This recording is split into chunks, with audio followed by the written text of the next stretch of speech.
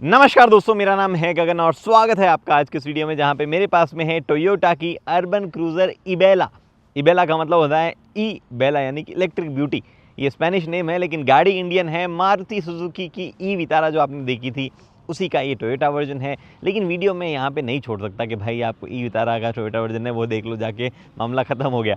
इस गाड़ी में कुछ चीज़ें अलग होंगी। टोयोटा अलग तरीके की सर्विसेज ऑफर करेगा, उनकी बैटरी की वारंटी या जो भी बास सिस्टम वगैरह जो है वहाँ पे चीज़ें चेंजेस होगी, प्राइस जो है वो अलग होगी। एट द सेम टाइम गाड़ी में भी कुछ बदलाव है जो कि आपको फ्रंट रियर कई जगहों पे मैं आपको दिखाऊंगा।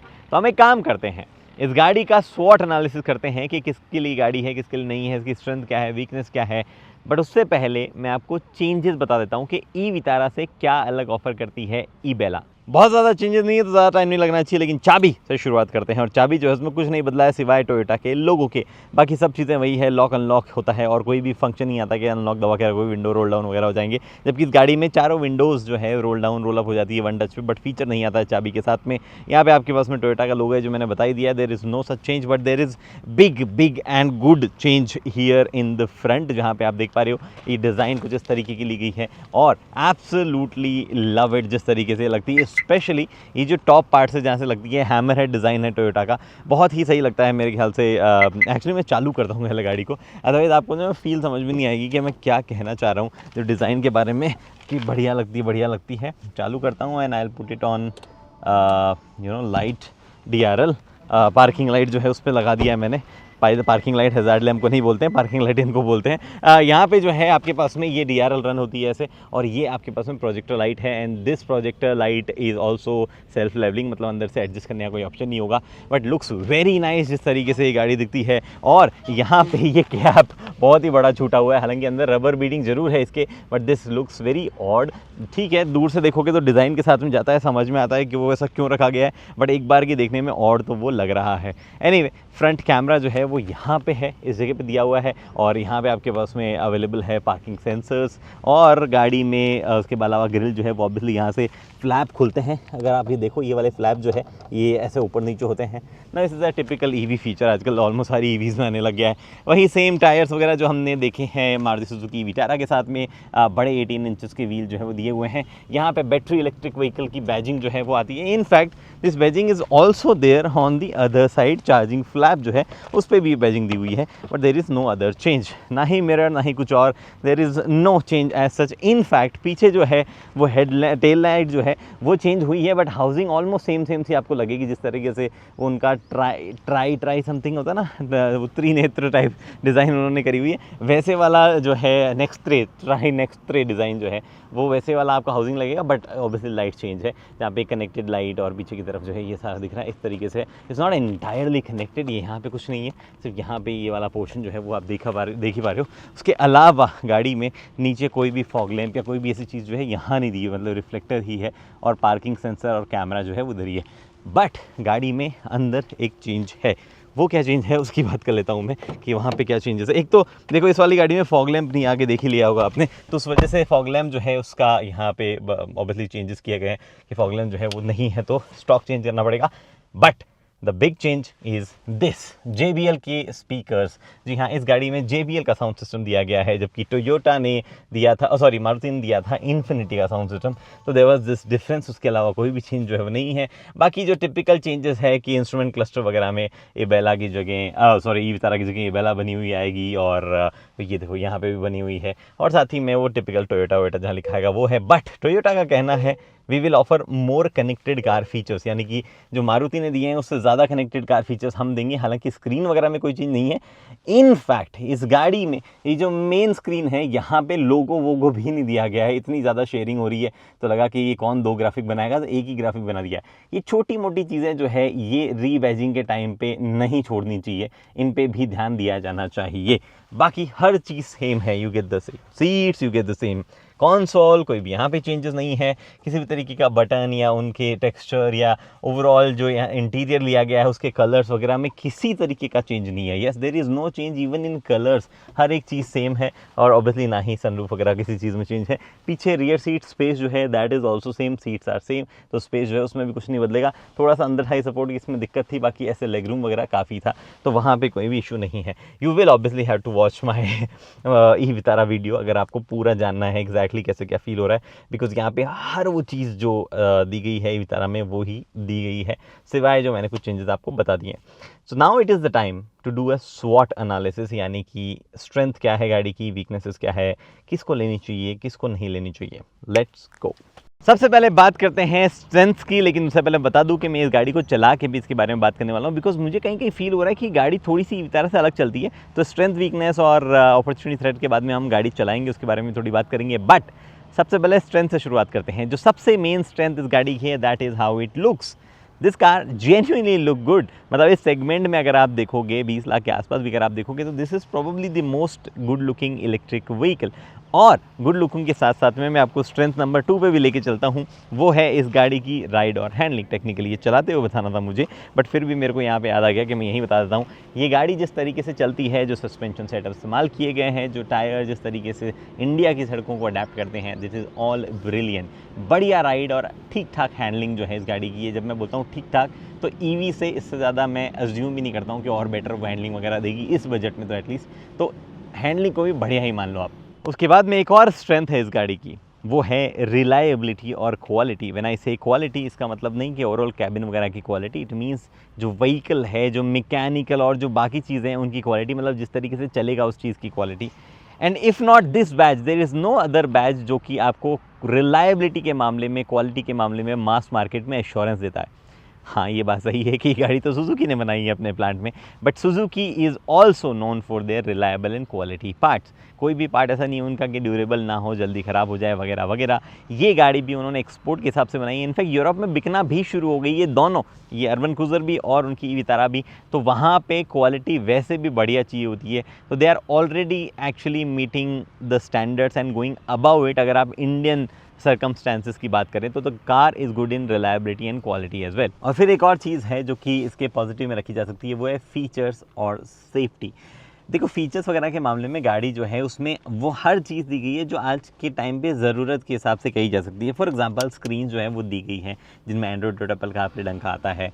फॉर एग्जांपल आपको वायरलेस चार्जिंग और टिपिकल स्टीयरिंग पे कंट्रोल, आपको जिस तरीके से आज के टाइम में चाहिए होता है इलेक्ट्रोकॉमिक मिरर, एडास में ब्लाइंड स्पॉट असिस्ट जो है वो, मतलब ब्लाइंड स्पॉट डिटेक्शन वगैरह जो है वो सब चीज़ें दी गई हैं। और सीट में वेंटिलेशन वगैरह, वॉइस कमांड वगैरह, इनफैक्ट ऐप से सारे कंट्रोल्स वगैरह जो होते हैं वो भी दिए गए हैं। Even in terms of safety ये गाड़ी आई एम प्रिटी श्योर अच्छा स्कोर करेगी सेफ्टी पे। ऑल्सो 7 एयर बैग भी मिलते हैं, बाकी सारे ESP वगैरह वो सारी चीज़ें तो मिलती ही है। तो फीचर्स और सेफ्टी के मामले में ये गाड़ी बढ़िया है।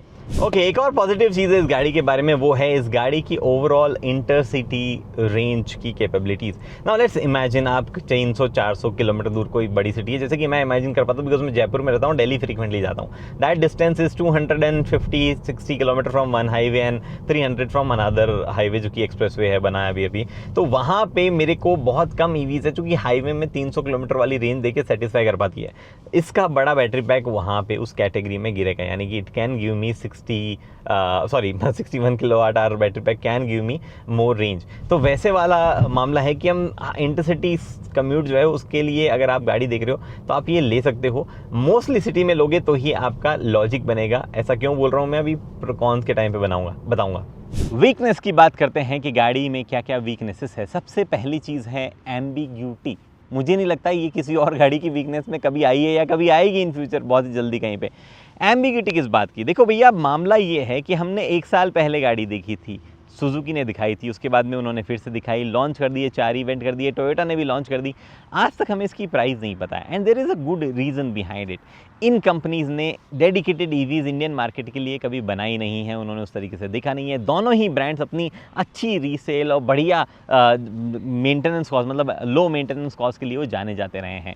ईवीज़ के साथ में क्या होगा, कैसे गेम होगा, उनको पता नहीं है। अब तक उन्होंने यूरोप में बेची है, पार्ट में मेजर कॉस्ट जो है बैटरी का है वो BYD से लेके आते हैं एज इट इज़, तो वो सस्ती भी नहीं पड़ती है उनको। यूरोप वाला मार्केट जो है महंगी चीज़ एक्सेप्ट कर लेता है। इंडिया में मामला अलग है, दोनों ब्रांड की इमेज अलग है।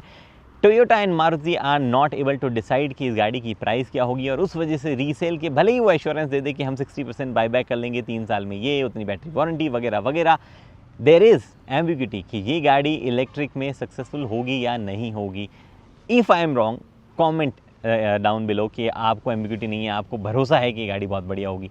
और अगर आप एग्री करते हो तो भी कमेंट कर दो प्लीज़। और फिर है कैबिन फील और फीचर्स। अब आप बोलो कि फीचर्स अभी थोड़ी देर पहले तो मैंने पॉजिटिव में गिनाया। वेल एक्चुअली फीचर्स पॉजिटिव में है, बट जिस तरीके से उनका एग्जीक्यूशन किया गया है I am not liking it much.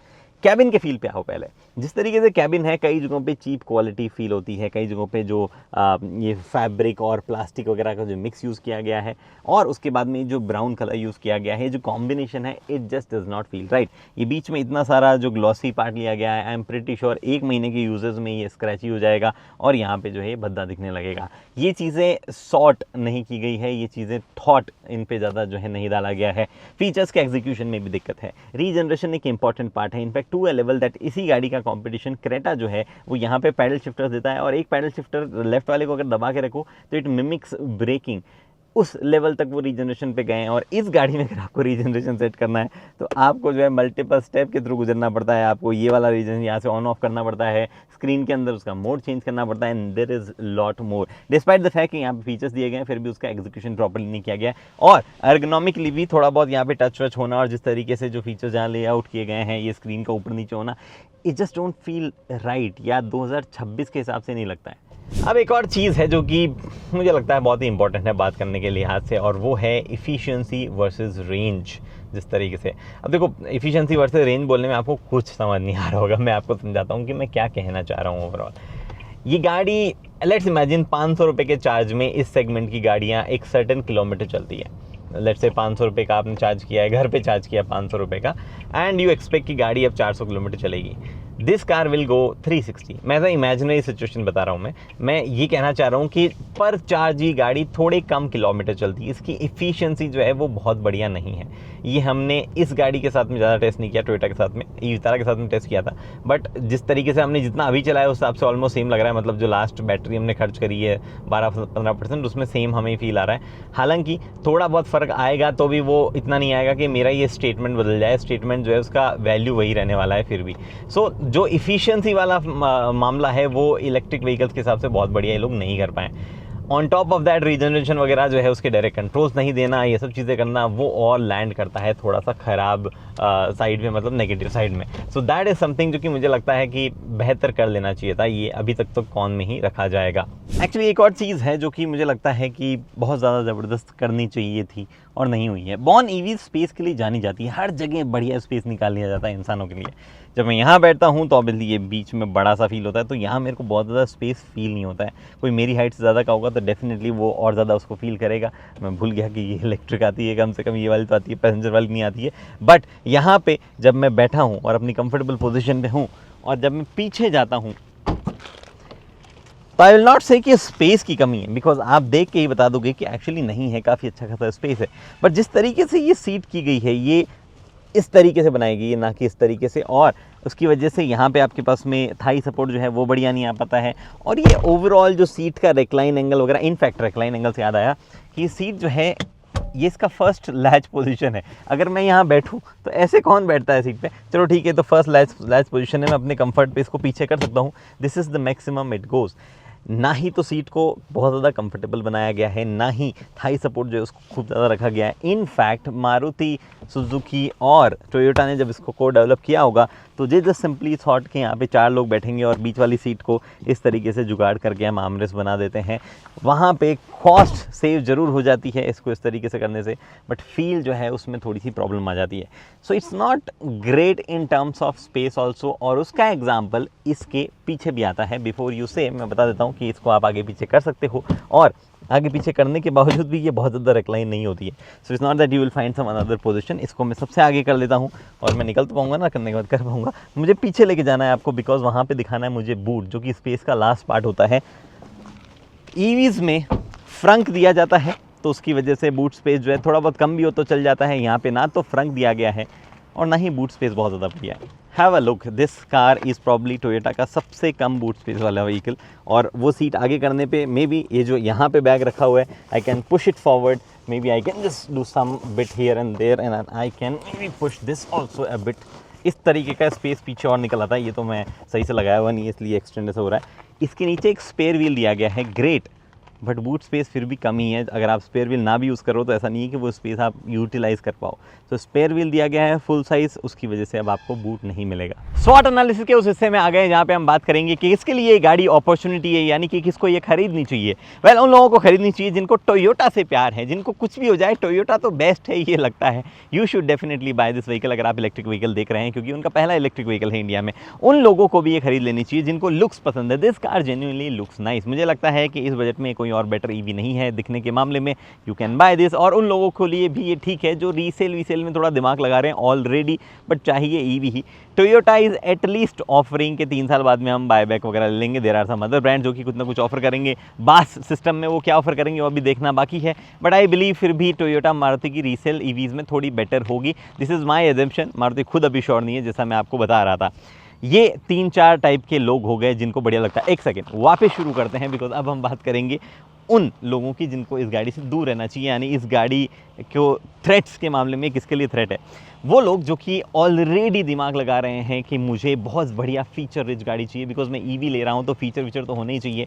This car is not for you. वो लोग जिनको क्वालिटी इंटीरियर्स में बहुत ज़्यादा लगता है कि नहीं, जब मैं 20-22 लाख रुपए दे रहा हूँ तो क्वालिटी तो देखो भाई बढ़िया होनी चाहिए, मैं से कोई 5-7 लाख रुपए थोड़ी दे रहा हूँ। This car is not for you.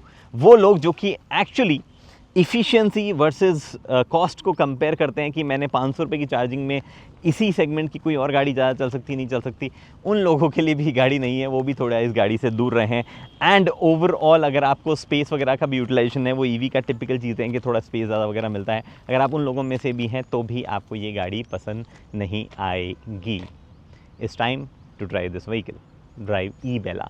वैसे एक चीज़ और है इस गाड़ी के बारे में जो कि मुझे लगता है ना ही मैंने प्रोज में बताई है ना ही कॉन्स में, मतलब स्वॉट एनालिसिस में पूरे में कवर नहीं करी है, लेकिन कवर करनी चाहिए। वो ये कि कुछ चीज़ें हैं ऐसी जो कि प्राइस पे डिपेंड करती है। अगर ये गाड़ी 18-19 लाख टॉप एंड आए, मुझे कोई शिकायत नहीं है। अगर ये गाड़ी 22-23 लाख से ऊपर जाती है, आई हैव प्रॉब्लम्स। वहाँ पे भी कुछ और फीचर्स है जो कि मुझे लगता है होने चाहिए। सनरूफ ऑनेबल नहीं, मुझे नहीं चाहिए, बट लोगों को चाहिए होती है। पीछे सनशेड नहीं दिया गया है, इलेक्ट्रिक टेल गेट नहीं दिया गया है, कई और फील गुड छोटे मोटे फीचर्स होते हैं जो कि नहीं दिए गए हैं। इलेक्ट्रिक स्पेसिफिक कई चीज़ें होती है जो कि हमें आज के दौर पर आदत पड़ गई है, जिस तरीके से स्पेस यूटिलाइजेशन वगैरह होता है, फ्रंट ट्रंक वगैरह कुछ नहीं दिया गया है। और वो और ज़्यादा हर्ट करेगा जब प्राइस हमें बेहतर पता होगी, तो वहाँ पे मामला गड़बड़ होता है। Anyway, let's go and drive this vehicle now. Drive थोड़ा सा फोकस करते हैं, यहाँ नहीं किसी और जगह चलाना है।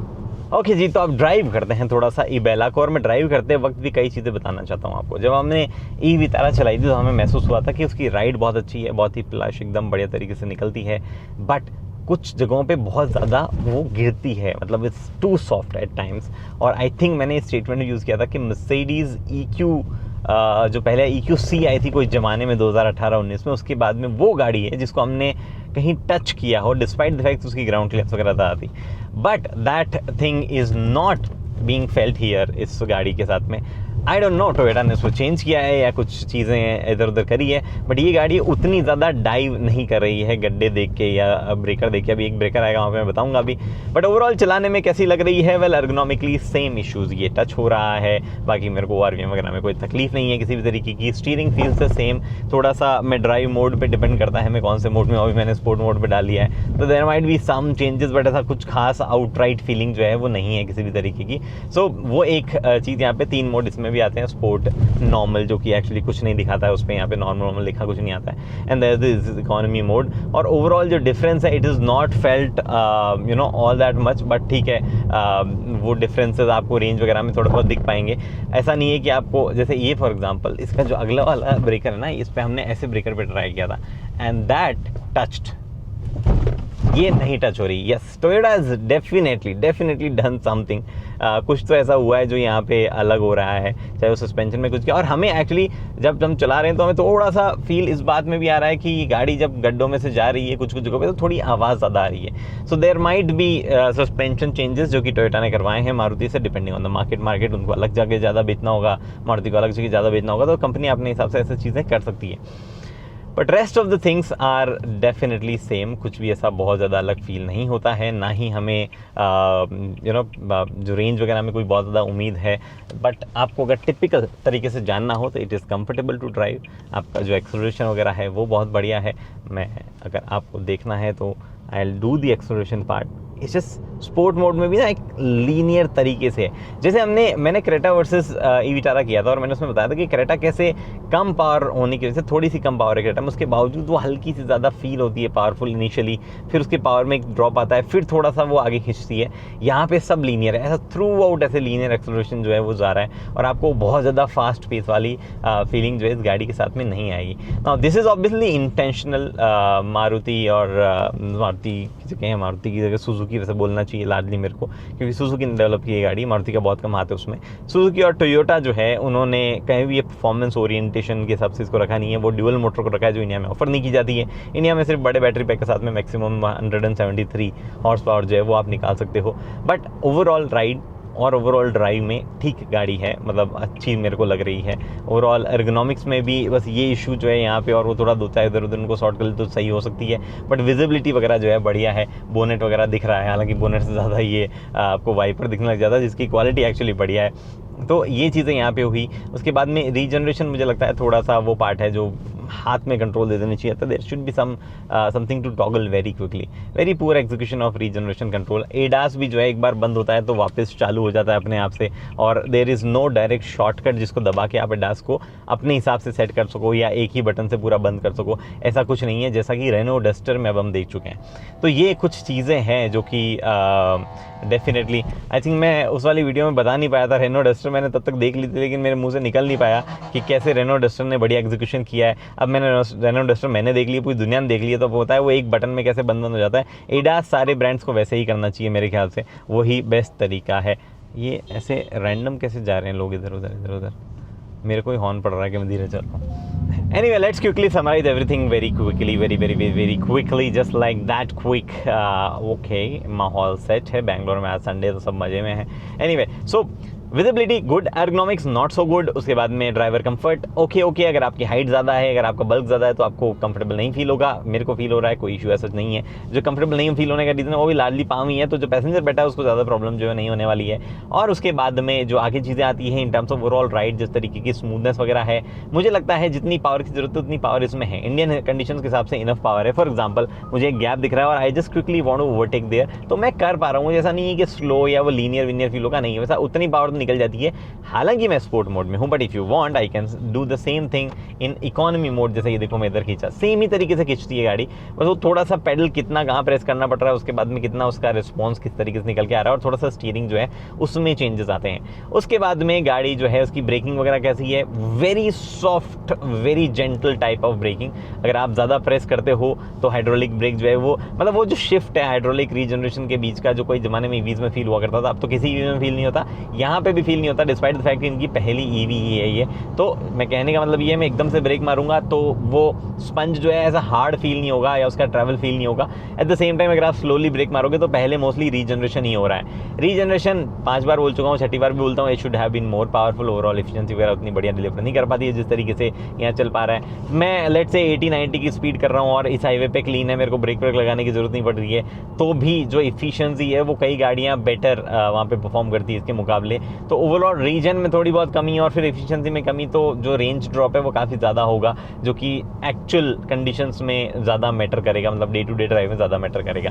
उसके बाद में अब जैसे ये देखो, मैं चाह के भी और ज़्यादा रीजन उतना, हाँ मतलब ठीक है, हल्का सा ब्रेक पेडल प्रेस करके I can predict and do things, जैसा हम उन गाड़ियों में भी करते हैं, बट कोई भी एडास बेस्ड रीजनरेशन ऐसी कोई भी चीज़ नहीं दी गई है। एनीवे, सो उसके बाद में क्या बचा गाड़ी के बारे में, राइड हैंडलिंग सस्पेंशन बढ़िया है, मैंने पहले ही बोल दिया है। एक और चीज़ है एसी परफॉर्मेंस जो है वो भी ठीक है मेरे ख्याल से, ऐसा बहुत ज़्यादा मेरे को कुछ नहीं हो रहा। आवाज़ एक पॉइंट तक कैबिन जो है गर्म हो जाता है, स्पेशली ये जब आप खोल के रखो तो बहुत ही ज़्यादा धूप आती है, बहुत ज़्यादा गर्म हो जाता है। ग्लास 3 तरीके से टिंट है, very minor tint here, then bit of more tint here, और ये और ज़्यादा टिंटेड है। ये खुलता वुलता नहीं है, तो ये कई लोगों के लिए नेगेटिव हो सकता है, मे बी मेरे लिए बहुत ज़्यादा नेगेटिव नहीं है। अब देखो बात ये है, कंक्लूजन ये है कि इबेला जो है वो ई विटारा से बेटर दिखती है, ये मेरे को लगता है सब लोग एग्री करेंगे। और साथ ही में ये ई विटारा से थोड़ी कम टाइम के लिए मार्केट में इधर उधर दिख रही है, मतलब जैसे कि ई विटारा जनवरी 2025 में दिखना शुरू हुई थी और जनवरी 2026 में भी आई नहीं है। यहाँ पे फरवरी 2026 जो है, जनवरी 2026 फरवरी 2026 में ही इबेला दिखनी शुरू हुई है। मुझे लगता है कि थोड़ी सी ज़्यादा फ्रेशनेस जो है वो इसके फेवर में काम करेगी, बट दोनों ही गाड़ियाँ मुझे लगता है टाइम से बहुत पीछे हो गई है। आपको क्या लगता है, आप एक्साइटेड हो या नहीं हो प्रोडक्ट के बारे में? जो मैंने इसके बारे में पॉजिटिव नेगेटिव बताए हैं उनमें भी अगर कुछ बाकी रह गया तो आप कमेंट सेक्शन में पूछ सकते हो। फिलहाल इस वीडियो में इतना ही, उम्मीद करता हूँ वीडियो पसंद आए तो लाइक शेयर सब्सक्राइब आप कर सकते हो। अगली वीडियो तक दोस्तों हेलमेट पहनिए, सीट बेल्ट पहनिए, सुरक्षित चलिए। धन्यवाद।